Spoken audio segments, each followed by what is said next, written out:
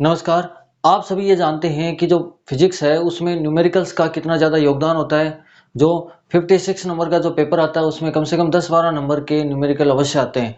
तो उन न्यूमेरिकल्स का बहुत ज़्यादा योगदान होता है। उनके साथ में न्यूमेरिकल को सोल्व करने पर उनके साथ में बहुत सारे कंसेप्ट भी क्या हो जाते हैं, क्लियर हो जाते हैं। साथ में ये न्यूमेरिकल जो कंपटीशन एग्जाम होती है उनमें भी इनका क्या होता है, बहुत योगदान होता है। कई बार ये सीधे पूछे जाते हैं, कई बार इनसे रिलेटेड कुछ क्वेश्चन पूछे जाते हैं। तो इनका बहुत ही ज़्यादा महत्वपूर्ण योगदान हो गया। तो हम फर्स्ट चैप्टर के न्यूमेरिकल को सोल्व करने की आज कोशिश करेंगे। तो देखते हैं। अपना जो पहला क्वेश्चन है वो है, वायु में एक दूसरे से 30 सेंटीमीटर की दूरी पर रखे दो छोटे आवेशित गोले हैं। तो ये यहाँ पर दो छोटे आवेशित गोले हैं। एक गोला ये है और दूसरा गोला ये है। ठीक है। इन पर क्रमशः ये हमें चार्ज दिया हुआ है। मान लीजिए इस पर चार्ज कितना है Q1 और इस पर चार्ज कितना दिया है Q2। Q1 की वैल्यू हमें कितनी दी हुई है, Q1 की वैल्यू दी है 2 गुणा 10 की घात माइनस 7 गुलाम। और Q2 की वैल्यू हमें दी हुई है 3 गुणा 10 की घात माइनस 7 गुलाम। ये Q1 और Q2 की वैल्यू। इन दोनों के मध्य जो डिस्टेंस है वो कितनी है, मान लीजिए कितनी है R। और R की वैल्यू दी हुई है 30 सेंटीमीटर। इसको हम क्या करेंगे, एसआई पद्धति में बदलेंगे, क्योंकि ये क्या है एसआई पद्धति में। तो ये हो जाएगा 30 गुणा 10 की घात माइनस 2 मीटर, क्योंकि 1 मीटर में कितने होते हैं 10 की घात 2 सेंटीमीटर। तो 1 सेंटीमीटर में हो गए 10 की घात माइनस 2 मीटर। ये हमें दिया हुआ है। अब ये पूछ रहा है कि इन दोनों के मध्य कितना बल होगा। दोनों आवेश क्या समान प्रकृति के, प्रतिकर्षण बल होगा। तो ये पूछ रहा है कि इनके मध्य ये जो प्रतिकर्षण बल है उसकी वैल्यू कितनी होगी, यानी कि हमें F का मान ज्ञात करना है। F का फॉर्मूला आपको पता है, कूलॉम के नियम से क्या होता है, K दोनों आवेशों का गुणनफल और दोनों के मध्य की दूरी के वर्ग के क्या होता है, ये व्युत्क्रमानुपाती होता है। अब हम क्या करेंगे, इसमें ये वैल्यू रखेंगे। K की वैल्यू होती है 9 गुणा 10 की घात 9 गुणा Q1 की वैल्यू हमें दी हुई है, ये रही 2 गुणा 10 की घात माइनस 7 गुणा Q2 की वैल्यू है 3 गुणा 10 की घात माइनस 7 अपॉन यहाँ R की वैल्यू कितनी दी हुई है 30 गुणा 10 की घात माइनस 2 स्क्वायर है, तो इसको 2 बार लिख देंगे 30 गुणा 10 की घात माइनस 2। ठीक है। अब जो यहाँ पर जो घात वाली वैल्यू है उनको अलग लिख देंगे और बिना घात वाली वैल्यू उनको क्या कर देंगे, अलग लिख लेंगे। तो F इक्वल टू आ जाएगा 9 गुणा 2 गुणा 3 गुणा 10 की घात कितनी होगी 9 गुणा 10 की घात माइनस 7 गुणा 10 की घात कितनी होगी माइनस 7 अपॉन यहाँ पर कितना हो गया 30 गुणा 30, ये कितना हो गया 30 गुणा 30 हो गया 900 बट्टा कितना 10 की घात माइनस 2 गुणा 10 की घात माइनस 2। यहाँ पर देखिए F इक्वल्स टू इस 900 को लिख सकते हैं 9 गुणा 10 की घात 2, इसको लिख सकते हैं 9 गुणा 10 की घात 2, तो इसको हमने लिख दिया 9 गुणा 10 की घात 2। अब ये आधार समान घातांक क्या आती है, जुड़ जाती है। तो 10 की घात 2 और 10 की घात माइनस 2, ये तो यहाँ पर क्या हो गई, कैंसिल हो गई। 9 से 9 क्या हो गया, कैंसिल होगा। यहाँ हो गया 3 गुणा 2 कितना हो गया 6 गुणा यहाँ पर 9 की घात 7 माइनस 14, आधार समान घातांक जुड़ जाएंगी। तो 9 माइनस 14 ये हो गया 10 की घात माइनस 5, क्योंकि माइनस की संख्या वो क्या ज्यादा है, 10 की घात माइनस 5 और 10 की घात माइनस यहाँ पर कितना है 10 की घात माइनस 2। 10 की घात माइनस 2 ऊपर जाएगा तो कितना हो जाएगा 10 की घात प्लस 2, तो कितना आ जाएगा F इक्वल टू आ जाएगा 6 गुणा 10 की घात माइनस 3 न्यूटन।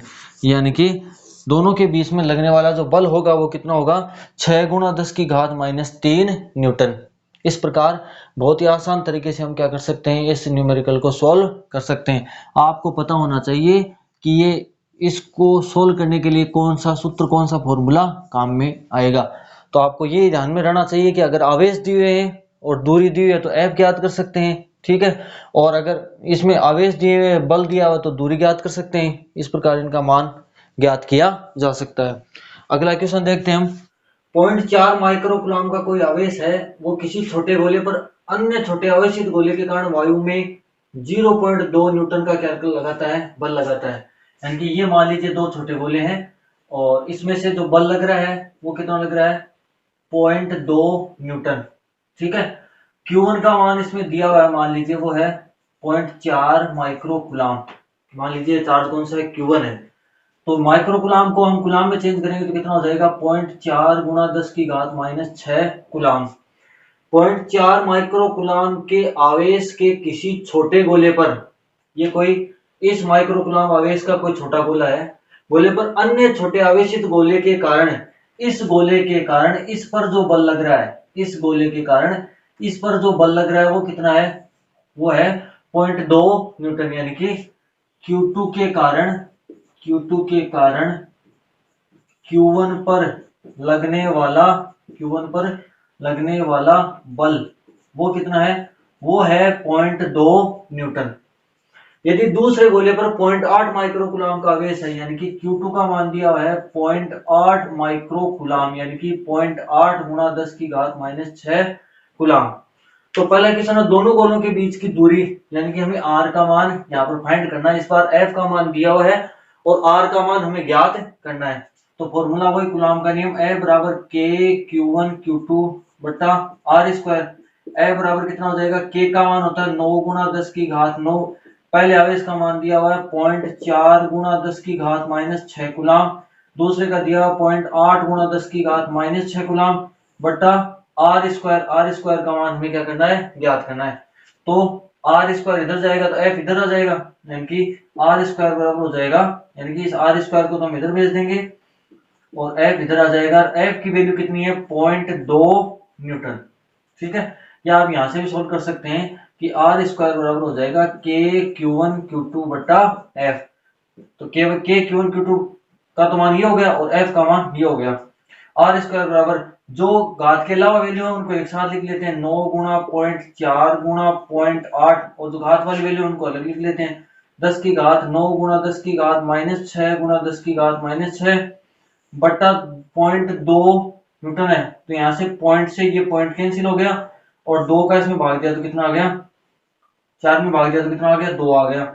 आर स्क्वायर बराबर कितना हो जाएगा, यहाँ पर 9 गुणा 2 गुणा 0.8 को लिख सकते हैं हम 8 गुणा 10 की घात -1, 8 गुणा पॉइंट जाएगा नीचे 10 का भाग लगेगा, 10 का घात 1 हो गई, ऊपर जाएगी तो 10 की घात कितनी हो जाएगी, -1 गुणा 10 की घात 9 गुणा 10 की घात -6 गुणा 10 की घात -6। इसको हम सोल्व करेंगे कितना आएगा, यहाँ पर आ जाएगा 8 गुणा 2 16 और 16 गुणा 9 ये कितना हो गया 144। तो आर स्क्वायर की वैल्यू कितनी आ गई, आर स्क्वायर बराबर आ गया 144 गुणा 10 की घात, यहाँ पर देखिए प्लस की 9 है और माइनस की -6 -6 माइनस की 13, तो 9 - 13 हो गया, यहाँ पर 9 - 13 हो गया 10 की घात -4। आर का मान हो जाएगा अंडूड 144 गुणा 10 की घात -4, आर बराबर 144 का अंडूड हो गया 12, 10 की घात -4 का अंडूड हो गया 10 की घात -2, और ये इसका मात्रक आ जाएगा मीटर। ठीक है, इस प्रकार से इन दोनों गोलों के बीच में दूरी कितनी होगी, यदि Q2 Q1 पर 0.2 न्यूटन बल लगाएगा है ना, और इनके मध्य ये जो इनके आवेश है वो ये दिए है, तो इनके मध्य की दूरी कितनी होगी, 12 गुणा 10 की घात -2 मीटर। दूसरा क्वेश्चन देखते हैं इसका सेकंड भाग। दूसरे गोले पर पहले गोले के कारण कितना बल लगता है। अब ये पूछ रहा है कि Q2 के कारण Q1 पर इतना लगता है, तो Q1 के कारण Q2 पर कितना बल लगेगा। यहां हम काम में लेंगे न्यूटन की गति का तृतीय नियम, क्रिया प्रतिक्रिया का नियम, कि जो बल लगते हैं वो क्या होते हैं, उनका परिमाण समान होते हैं, लेकिन उनके जो साइन होते हैं वो क्या होते हैं, विपरीत होते हैं, यानी कि एक दूसरे के क्या लगते हैं, विपरीत लगते हैं। यानी कि एक आवेश दूसरे आवेश पर 0.2 न्यूटन का बल लगाएगा, तो दूसरा आवेश इस आवेश पर कितने न्यूटन का बल लगाएगा, 0.2 न्यूटन का ही बल लगाएगा, लेकिन इनकी डायरेक्शन क्या होती है, अलग होती है, परिमाण समान परंतु इनकी जो डायरेक्शन होती है वो क्या होती है, विपरीत होती है। तो यहाँ पर इसका आंसर हो गया कि दूसरा कितना बल लगाएगा, वो भी लगाएगा 0.2 न्यूटन। अगला क्वेश्चन देखते हैं कि जांच द्वारा सुनिश्चित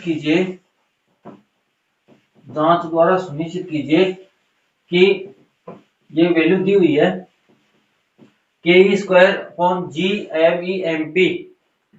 विमाहीन है, यानी कि इसका जो विमेय समीकरण आना चाहिए वो आना चाहिए m0 l0 t0 आना चाहिए। ठीक है, किसका आना चाहिए, ke²/gmemp। ठीक है, तो k जो होता है वो किस में आता है, कूलाम के नियम में। F बराबर होता है k Q1 Q2/r²। यहां से k की वैल्यू आ जाएगी F(r²/Q1 Q2)। तो इसका मात्रक लिखते हैं, पहले हम इसका मात्रक लिखेंगे, k का मात्रक हो जाएगा, F का मात्रक न्यूटन, r का मात्रक क्या मीटर, तो metre square upon Q1 Q2 का मतलब क्या होगा, कूलाम स्क्वायर। ई क्या इलेक्ट्रॉन का आवेश, और आवेश का मात्रा क्या होता है कूलाम स्क्वायर है, तो यहाँ पर क्या आ जाएगा कूलाम स्क्वायर अपॉन जी ग्रेविटेशनल कांस्टेंट।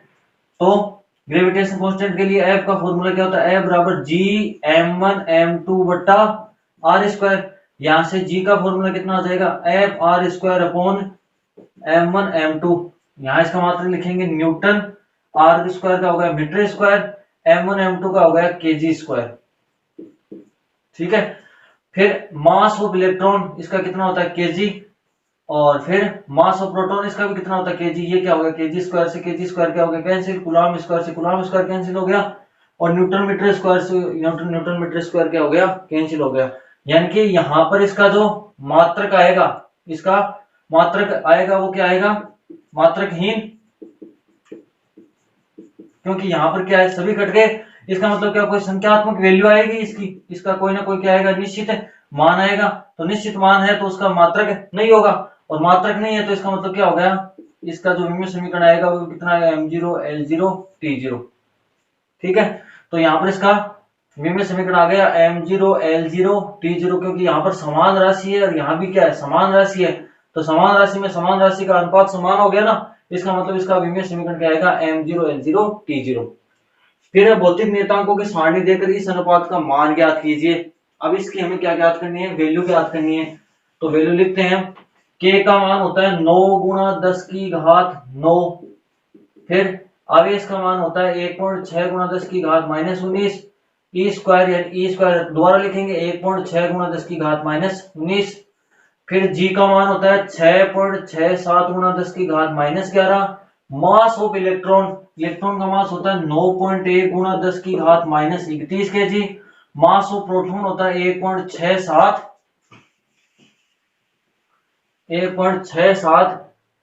गुणा 10 की घात -27 केजी, ये हो गया प्रोटॉन का। तो इसको सोल्व करते हैं तो इसका मान आता है 2.29 गुणा 10 की पावर 39। ठीक है, ये इसका मान आ गया। तो इसमें पूछ रहा है कि भौतिक नियतांकों की सारणी देकर इस अनुपात का मान, ये इसका क्या आ गया मान आ गया। फिर पूछ रहा है कि ये अनुपात क्या बताता है। ठीक है, तो ये तो आता है किसमें कूलाम के नियम में।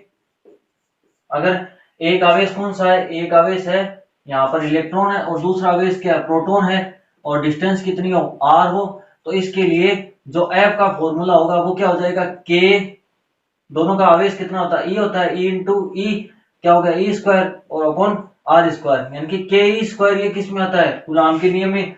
और एक चार्ज एक द्रव्यमान है वो क्या है मास ऑफ इलेक्ट्रॉन, और दूसरा द्रव्यमान कौन सा मास ऑफ प्रोटॉन, और डिस्टेंस कितनी r है। तो यहाँ पर आकर्षण बल का मान कितना हो जाएगा G M E M P upon R square, यानी कि ये जो फॉर्मूला है यहाँ पर G M E M P ये किस में आ रहा है, ये आ रहा है गुरुत्वाकर्षण बल वाले फॉर्मूले में, एफ वाले में। तो हम क्या करेंगे के ई स्क्वायर में किसका भाग दे देंगे आर स्क्वायर का, और G M E M P इसमें किसका भाग दे देंगे आर स्क्वायर का। सोल्व करेंगे तो ये कैंसिल हो जाएगा, वापस कौन सी राशि आ जाएगी यही आ जाएगी। अब इसकी यहाँ पर ये कौन सा इसको बोलेंगे हम, ये तो हो गया स्थिर विद्युत बल, दो आवेशों के मध्य लगने वाला स्थिर विद्युत बल इलेक्ट्रोस्टैटिक फोर्स, और ये हो गया कौन सा गुरुत्वाकर्षण बल, ये हो गया यहाँ पर गुरुत्वाकर्षण बल। और इन दोनों का अनुपात हमने सोल्व कर लिया, ये कितना आ रहा है, ये आ रहा है 2.29 गुणा 10 की घात 39, या क्रॉस मल्टीप्लीकेशन करेंगे तो कितना आ जाएगा स्थिर विद्युत बल, स्थिर विद्युत बल बराबर कितना आ जाएगा 2.29 गुणा 10 की घात 39 गुणा कौन सा आ जाएगा गुरुत्वाकर्षण बल।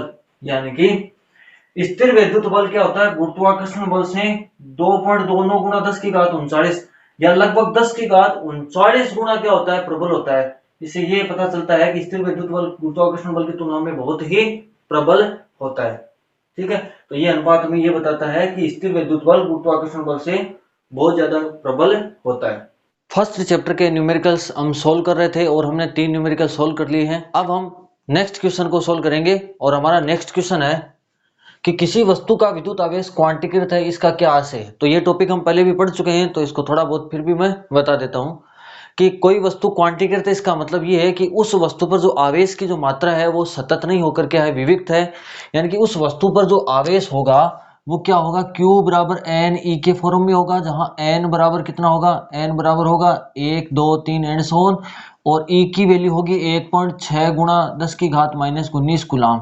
इसको बोलते हैं आवेश का क्वांटा, यानी कि क्वांटा के पूर्ण गुणज के रूप में होता है। ये जो वैल्यू होती है वो क्या होती है, क्वांटा के पूर्ण गुणज के रूप में होती है, यानी कि वैल्यू हो सकती है 1 गुणा 1.6 गुणा 10 की घात माइनस 19, 2 गुणा 1.6 गुणा 10 की घात माइनस 19। इस प्रकार से ये सारे मान यहाँ पर उपलब्ध हो सकते हैं, लेकिन 1 और 2 के और 2 या 3 के बीच में ये जो मान होते हैं वो यहाँ पर उपलब्ध नहीं होते हैं। तो ऐसा जो यहाँ पर चार्ज होगा उसको हम सतत न बोलकर क्वांटीकृत बोलते हैं।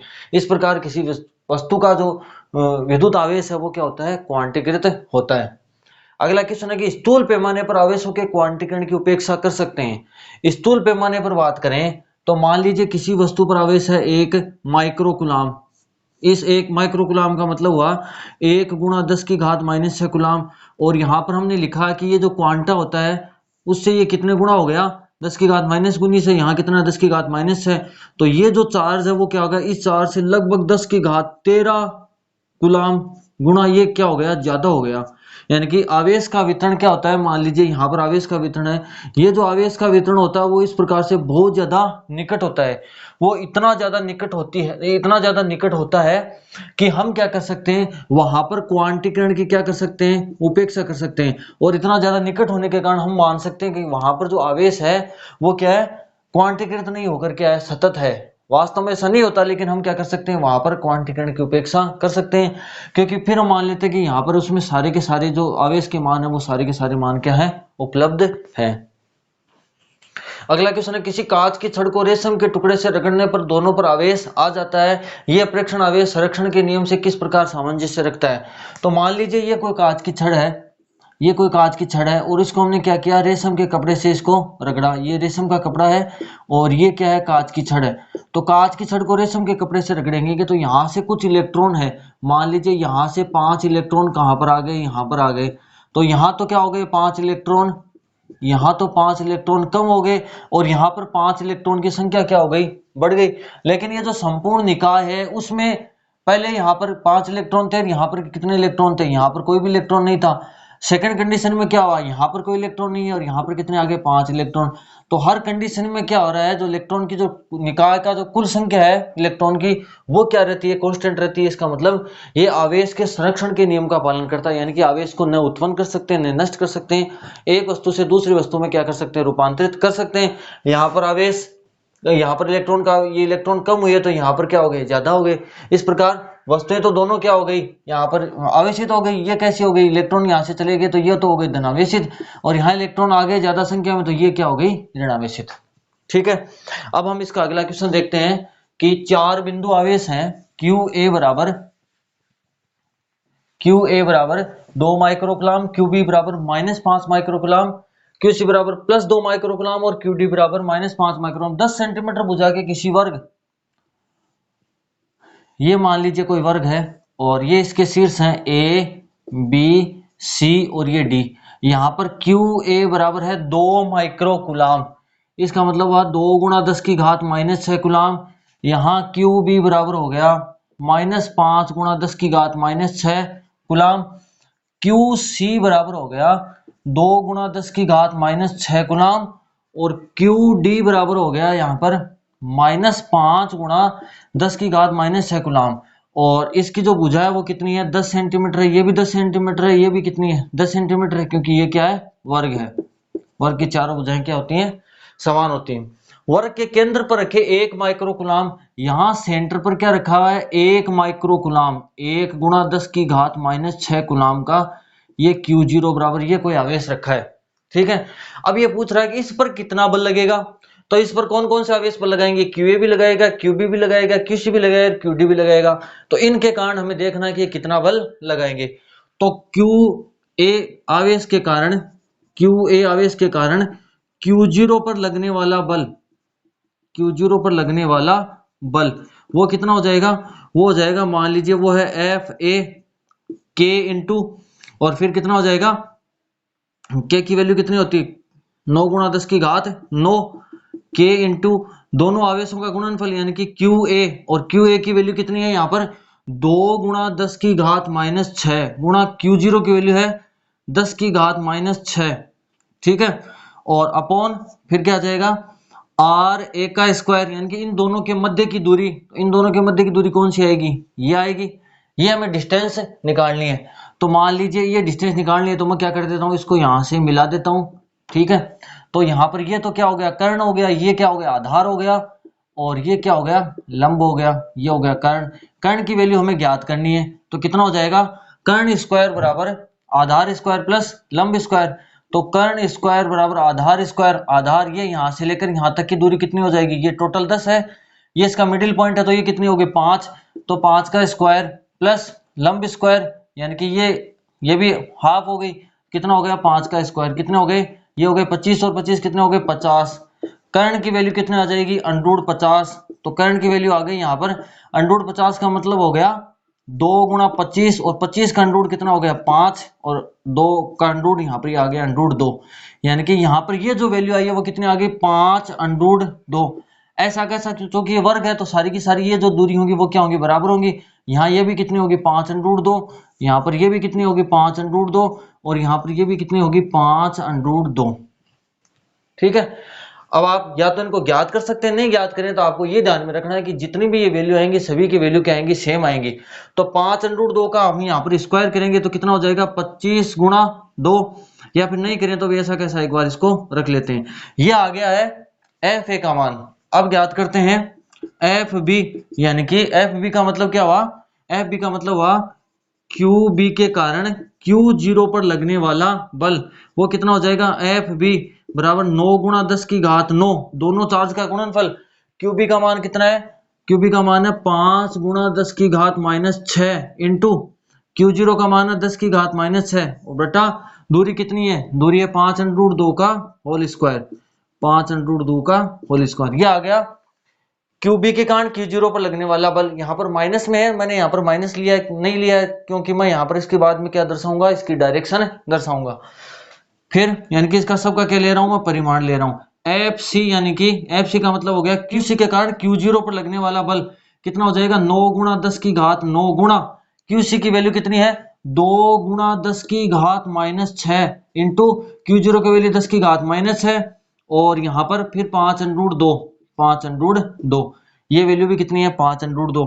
फिर QD के कारण Q0 पर लगने वाला बल वो हो जाएगा FD बराबर हो जाएगा 9 × 10⁻⁹, गुणा QD की वैल्यू है 2 × 10⁻⁻6, गुणा Q0 की वैल्यू कितनी है 10⁻⁻6, और बटा कितना हो गया 5√2 का होल स्क्वायर, ठीक है। 5√2 का होल स्क्वायर। ये हमने सबकी वैल्यू ज्ञात कर ली है, और सबका क्या ज्ञात कर लिया हमने, परिमाण ज्ञात कर लिया, यहाँ पर सबका परिमाण ज्ञात कर लिया। अब इनकी डायरेक्शन देखते हैं। तो सबसे पहले QA के कारण Q0 पर लगने वाला बल, ये रहा Q0, ये रहा चार्ज QA, QA के कारण Q0 पर लगने वाला बल, दोनों आवेश क्या है पॉजिटिव है, तो क्या लगेगा प्रतिकर्षण बल लगेगा।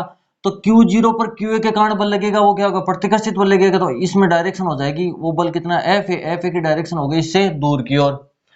फिर Q0 पर QB के कारण लगने वाला बल, तो ये क्या है, यहाँ पर दोनों क्या है एक दूसरे से अपोजिट है, इसका मतलब दोनों में क्या होगा आकर्षण प्रकृति होगी। आकर्षण प्रकृति होगी तो क्या होगा, यहाँ पर QB के कारण Q0 पर लगने वाला बल दूर की ओर नहीं होगा, इसके क्या होगा पास की ओर। तो ये हो गई F, यहाँ पर B की डायरेक्शन। फिर यहाँ पर C की डायरेक्शन देखते हैं कि QC के कारण Q0 पर लगने वाला बल, दोनों क्या सेम है, इसलिए क्या है प्रतिकर्षण होगा। तो इसके कारण इस पर बल लगेगा, वो क्या लगेगा इससे दूर की ओर, इनको दूर भगाएगा इसको। तो ये क्या हो गया यहाँ पर FC की डायरेक्शन। फिर यहाँ पर इस पॉइंट पर Q0 पर QD के कारण, तो ये क्या है माइनस में है, तो माइनस में होने के कारण ये क्या करेगा इसको आकर्षित करेगा, तो ये इसकी डायरेक्शन हो जाएगी FD की डायरेक्शन। अब देखिए यहाँ पर दो बल हैं, वो क्या है एक दूसरे के विपरीत हैं। कौन कौन से विपरीत हैं, FA और कौन से हैं FC, ये एक दूसरे के विपरीत हैं। फिर FB और FD एक दूसरे के क्या है विपरीत है, यानी कि इनमें क्या लगेगा माइनस का चिन्ह लगेगा। अगर सेम होते तो हम क्या कर देते उनको जोड़ देते, और अलग अलग है तो इनको क्या कर देंगे माइनस का चिन्ह लगा देंगे। तो यानी कि इन दोनों का परिणामी बल कितना आ जाएगा, इन दोनों का परिणामी बल वो मान लीजिए क्या है F1 बराबर हो जाएगा FA माइनस FC या FC माइनस FA। FA की वैल्यू देखिए 9 × 10⁻⁹, ये है और एफ सी की वैल्यू ये यहाँ 9 गुणा 10 की घात 9, यहाँ 9 गुणा 10 की घात 9, यहाँ 2 गुणा 10 की घात माइनस है, यहाँ 2 गुणा 10 की घात माइनस है, और ये वैल्यू भी क्या सेम है, यानी कि दोनों वैल्यू क्या है, सेम है। इसलिए एफ वन जो परिणामी बल आया वो कितना आ गया, 0। फिर एफ बी और एफ डी का परिणामी बल मान लीजिए वो कितना, एफ टू कितना आ जाएगा, F B minus F D. और यहाँ पर देखिए एफ बी और एफ डी भी क्या है, यहाँ पर एफ बी और एफ डी, एफ डी में यहाँ पर सॉरी 2 नहीं है, यहाँ पर कितना है, 5 है, तो यहाँ में क्या लिख दिया हमने, 5। ये दोनों भी क्या है, सेम है। तो एफ डी और एफ बी बराबर है, इसके कारण इनका परिणामी बल कितना आ गया, 0। इस कारण से Q0 पर जो परिणामी बल लगेगा वो F1 के कारण और F2 के कारण, और दोनों के कारण कितना लग रहा है, 0। तो Q0 पर जो परिणामी बल लगेगा वो कितना लगेगा, 0 लगेगा। इस प्रकार से हम इसको सोल्व कर सकते हैं। आपको इस क्वेश्चन में दिशा का सही से ज्ञान होना जरूरी है, वरना क्वेश्चन क्या हो जाएगा, गलत हो जाएगा। अगला क्वेश्चन है, क्षेत्र रेखाएं सतत वक्र होती हैं क्यों, ये है टूटती क्यों नहीं है। कि क्षेत्र रेखाएं, हम विद्युत बल रेखाओं के बारे में पढ़ते हैं तो हम ये बताते हैं प्लस से माइनस की ओर इस प्रकार से जाती हैं। इसका मतलब ये है कि यहाँ पर कोई पॉजिटिव टेस्ट चार्ज है, वो क्या होता है, इस प्रकार से यहाँ पर क्या करता है, गमन करता है इस प्रकार से। यानी कि ये जो काल्पनिक धन आवेश जिस मार्ग पर चलने के लिए प्रवृत्त होता है वही क्या कहलाती है, क्षेत्र रेखाएं या विद्युत बल रेखाएं कहलाती हैं। तो यहाँ पर इसका मतलब ये है कि ये जो चार्ज जाएगा तो इसका मतलब कैसे जाएगा, ये यहाँ से यहाँ, यहाँ से यहाँ, इस प्रकार से जाएगा। ये ऐसे तो जा नहीं सकता कि पहले यहाँ पर था फिर यहाँ से जंप करके यहाँ पर आ गया फिर जंप करके यहाँ पर आ गया। इस पर क्या कॉन्स्टेंटली इस पर क्या लगेगा, एक फोर्स लगेगा इस पर, या फोर्स लगेगा, जैसे जैसे इस पर फोर्स लगेगा उसी के अनुसार इसकी क्या होगी, गति होगी। तो इस प्रकार ये जो यहाँ पर इस प्रकार से हम बल रेखाएं बनाते हैं प्लस से माइनस की ओर, इस प्रकार से बल रेखाएं बनाते हैं। तो ये बल रेखाएं किसको बताती हैं, ये बल रेखाएं बताती हैं फील्ड की डायरेक्शन को या इलेक्ट्रिक फील्ड की डायरेक्शन को। निरंतर हर पॉइंट पर ये किसकी डायरेक्शन को बताएंगे, फील्ड की डायरेक्शन को। किसी जगह कर्व ये यहाँ पर कर्व टूटा हुआ नहीं होगा, क्योंकि यहाँ पर चार्ज यहाँ आ गया Q0, तो Q0 यहाँ से जंप करके नहीं जाएगा। इस प्रकार ये डायरेक्शन को बताती हैं। इसलिए ये जो क्षेत्र रेखाएं होती हैं वो क्या होती है, एक सतत वक्र होती हैं, यहाँ पर बीच में टूटी हुई नहीं होती हैं। फिर अगला क्वेश्चन है कि दो क्षेत्र रेखाएं एक दूसरे को प्रतिच्छेदन नहीं कर सकती हैं, क्यों। क्योंकि अगर वो ऐसा करेंगे कि मान लीजिए दो क्षेत्र रेखाएं इस प्रकार से होंगी तो इस पॉइंट पर क्या हो जाएगी, इस पॉइंट पर डायरेक्शन क्या हो जाएगी, इधर हो जाएगी, और इसी पॉइंट पर इस रेखा के लिए डायरेक्शन क्या हो जाएगी, इधर हो जाएगी। एक ही पॉइंट पर दो जगह डायरेक्शन नहीं हो सकती, क्योंकि Q0 एक ही पॉइंट पर या तो इधर जा सकता है या क्या जा सकता है, इधर जा सकता है। और ये किसको बताता है, अभी मैंने पहले बताया कि ये किसको बताएगा, ये डायरेक्शन को बताएगा। ये यहाँ पर इस पर खींची गई स्पर्श रेखा, इस पॉइंट पर खींची गई स्पर्श रेखा, ये किसको बताएगी, ये क्या बताएगी, इसकी डायरेक्शन को बताएगी। तो डायरेक्शन को बताएगी तो एक ही पॉइंट पर अगर दो डायरेक्शन हो जाएंगी तो हम तो कंफ्यूज हो गए ना, यहाँ पर बता नहीं सकते कि इसकी डायरेक्शन कौन सी होगी। इसलिए जो क्षेत्र रेखाएं होती हैं कभी भी एक दूसरे को प्रतिच्छेदित नहीं करती हैं, क्योंकि अगर ऐसा करेंगी तो इसके कटान बिंदु पर दो दिशाएं हो जाएंगी, जो कि संभव नहीं है। अगला क्वेश्चन देखते हैं कि दो बिंदु आवेश QA बराबर 3 माइक्रोकूलम, QB बराबर -3 माइक्रोकूलम निर्वात में एक दूसरे से कितने सेंटीमीटर की दूरी पर है, 20 सेंटीमीटर की दूरी पर है। यानी कि एक चार्ज है यहाँ पर ये QA, और ये कितना है 3 गुणा 10 की घात -6 कूलम, और दूसरा आवेश है मान लीजिए यहाँ पर, और ये है QB बराबर है -3 गुणा 10 की घात -6 कूलम। ये दो आवेश हैं, निर्वात में एक दूसरे से 20 सेंटीमीटर की दूरी पर है, यानी कि 20 गुणा 10 की घात -2 मीटर में। हमने इसको क्या कर दिया, मीटर में चेंज कर लिया। एक दूसरे दोनों आवेशों को मिलाने वाली रेखा AB, ये मान लो पॉइंट है A, ये मान लो पॉइंट है B, ये इसका क्या हो गया, मिडिल पॉइंट। मिलाने वाली रेखा AB के मध्य बिंदु O पर विद्युत क्षेत्र कितना होगा, इस पॉइंट पर हमें क्या ज्ञात करना है, इलेक्ट्रिक फील्ड का मान ज्ञात करना है। तो सबसे इलेक्ट्रिक फील्ड का फॉर्मूला क्या होता है, E बराबर KQ बटा R²। ठीक है, KQ यानी कि Q आवेश से, और हम जहां पर ज्ञात करते हैं उस पॉइंट पर हम क्या मानते हैं, पॉजिटिव टेस्ट चार्ज, उसके मध्य की दूरी कितनी है, R है। ठीक है, इस कारण से इस पॉइंट पर जो इलेक्ट्रिक फील्ड होगा वो कितना होगा, E बराबर KQ बटा R²। तो हमें इस पॉइंट पर ज्ञात करना है, तो इस पॉइंट पर इसके कारण ज्ञात करेंगे, फिर इस पॉइंट पर इसके कारण ज्ञात करेंगे। तो सबसे पहले ये मान लीजिए O पॉइंट है, ठीक है, तो O पर कौन से आवेश के कारण, QA के कारण इलेक्ट्रिक फील्ड वो मान लीजिए कितना EA है, तो कितना हो जाएगा यहाँ पर 9 गुणा 10 की घात 9, और चार्ज का मान कितना है, चार्ज का मान है 3 गुणा 10 की घात -6 बटा, इसका हम परिमाण ले लेते हैं, बटा कितना आ जाएगा, दोनों के मध्य की दूरी, तो ये दूरी कितनी हो जाएगी, 10 गुणा 10 की घात -2 मीटर, और ऐसे ऐसे ही इतनी हो जाएगी, तो 10 गुणा 10 की घात -2 का यहाँ पर क्या आ जाएगा, होल स्क्वायर। ये आ गया ऊपर क्यू चार्ज के कारण।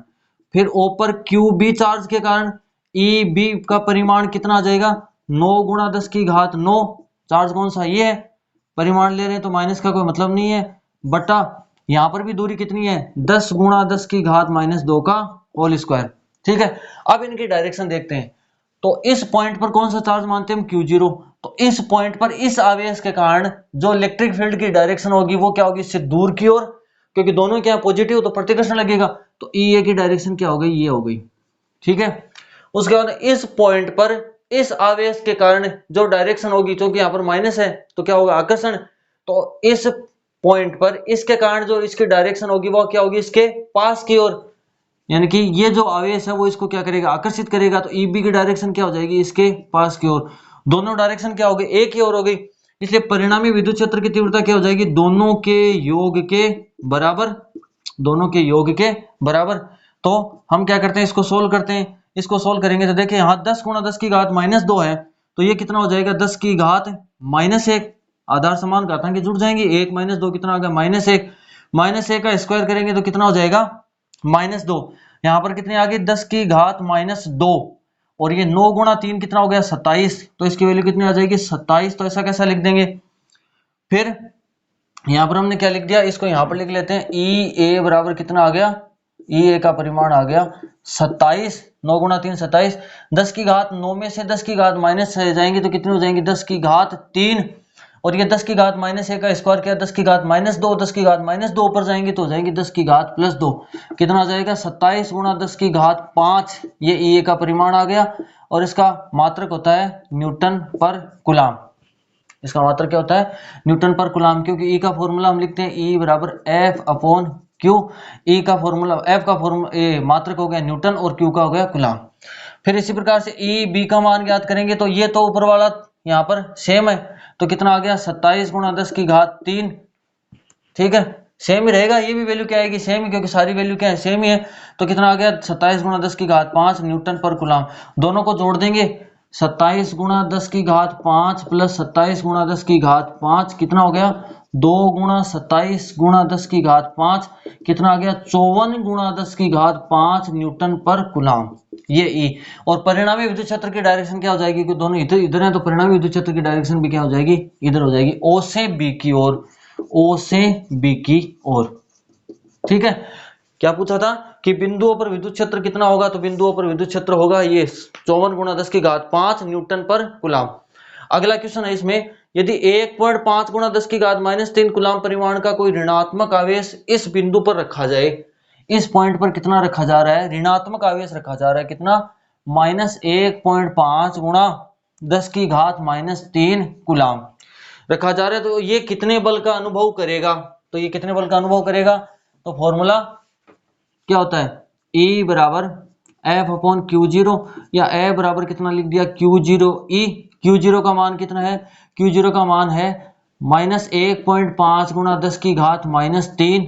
ठीक है, और E का फॉर्मूला कितना आ गया, E का आ गया 54, इस फॉर्मूले से हमने निकाला था मान 54 गुणा 10 की घात 5।